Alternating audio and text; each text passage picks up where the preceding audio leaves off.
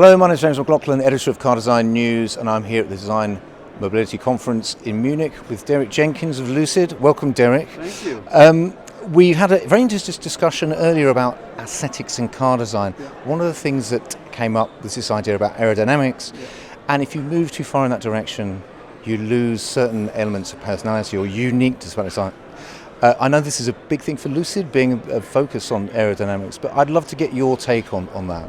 Yeah, I mean, this is a big topic for us, and we've always tried to approach it really holistically from early start, to really think about the silhouette, especially the Y0, plan views of the car, and really think about optimal aerodynamic opportunities that potentially lead to a thematic differentiation.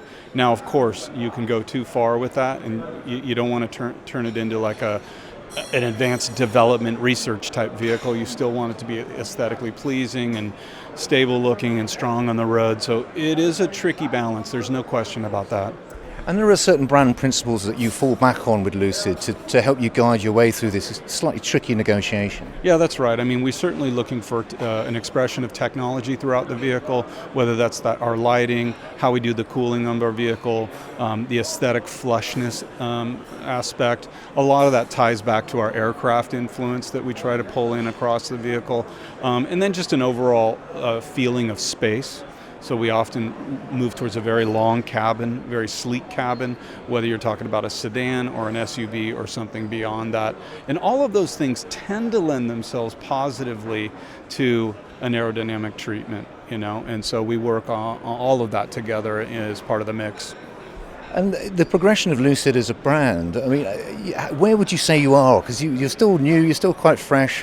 Where on the journey that you're on, where would you, is still early beginnings, or are we somewhere beyond that now? I'd say we're kind of early to mid. I think there's a broader awareness of Lucid in the United States. I think in Europe we're just getting started. And fundamental to that is our second product. The second product I think will really round out the top tier kind of luxury position that we hold. And I think that's also where the market is. I think the SUV is really a catch-all product, even as a more premium price point.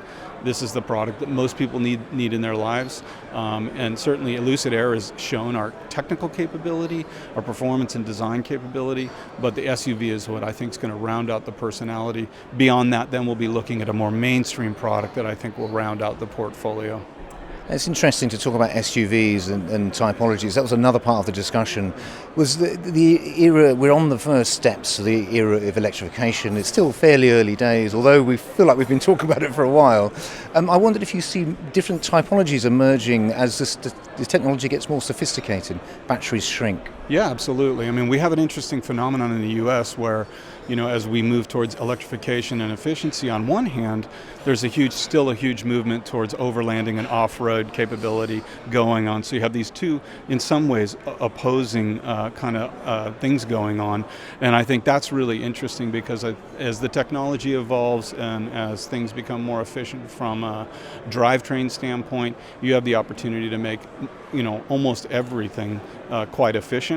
Certainly, I think there's a change that's happening to SUV topology where aerodynamics starts to play a greater role, a variable ground clearance, and just the overall shape and form of the car that lends itself to efficiency means less batteries in the car, bring the price down. Oftentimes it means better performance, lighter weight, more space inside the vehicle. So this balance is going on right now, and I think that's going to be really interesting how that plays out over the next 4, 5, 6 years. Wonderful. Thanks so much, Derek, for sparing some time with us. Appreciate it. Thank you so much.